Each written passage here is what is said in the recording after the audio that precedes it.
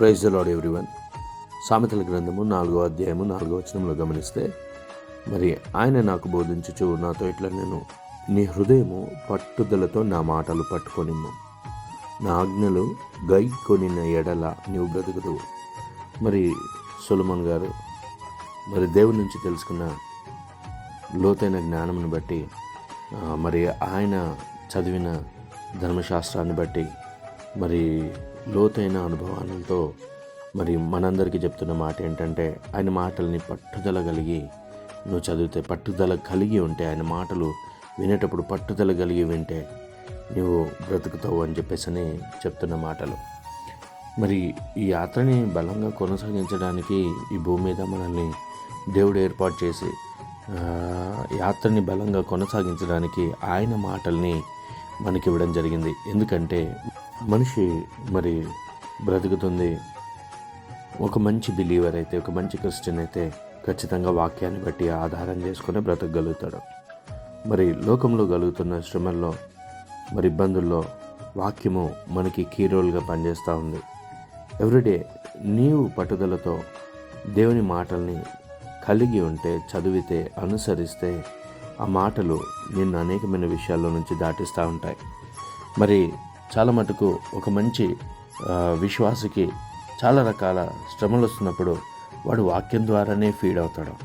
మరి అదే రీతిగా ఒక మనిషికి శ్రమల ద్వారా ఇబ్బంది పడుతున్నప్పుడు వాక్యం ద్వారా మరి దేవుడు పర్సనల్గా వాడితో మాట్లాడడానికి సిద్ధపడి రెడీగా ఉన్న దేవుడు.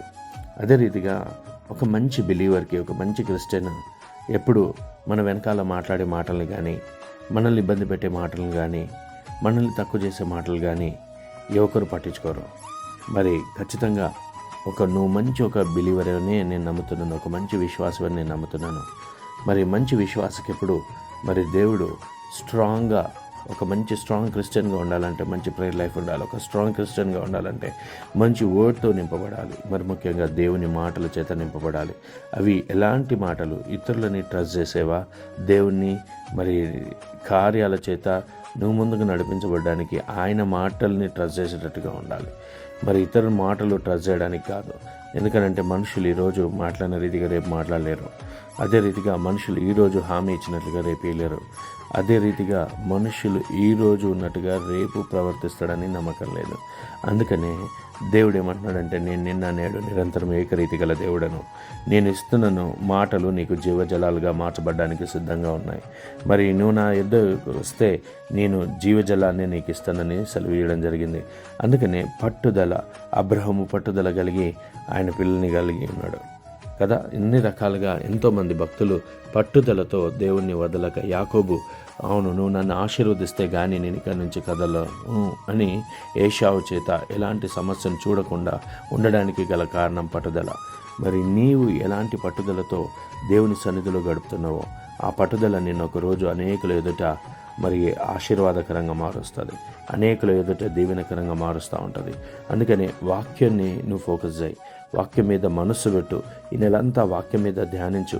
వాక్యాన్ని ఇదిగో కలుగుతున్న శ్రమల్లో, శోధనలో వాక్యం మీద ఇంకెక్కువసేపు ఆలోచన చేయి. ఎవరో అన్న మాటలను పట్టించుకోకుండా, ఎవరో అంటున్న మన బ్యాక్ సైడ్ మాట్లాడుతున్న మాటల్ని వినకుండా నువ్వు వాక్యం మీద ఫోకస్ చేయి. దేవుడు నీ మార్గాలని, నీ పరిస్థితులని, నీ సరిహద్దులని మార్చడానికి సిద్ధంగా ఉన్న దేవుడు.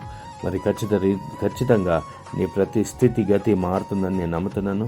యేసు నామంలో నీ ప్రతి పరిస్థితి నీ విశ్వాసం చేత మంచి బిలీవర్గా ముందుకు నడుస్తూ, ఏ ఒక్కరి మాటను పట్టించుకోనకుండా, ఏ ఒక్కరి ఉద్దేశాలు ఆలోచనలతో మనం నడవకుండా మంచిగా బలంగా నీవు బ్రతుకున్నట్లుగా ఆయన మాటల్ని ప్రతిరోజు కలిగి ఉండు. దేవుడు నిన్ను దీవించును గాక.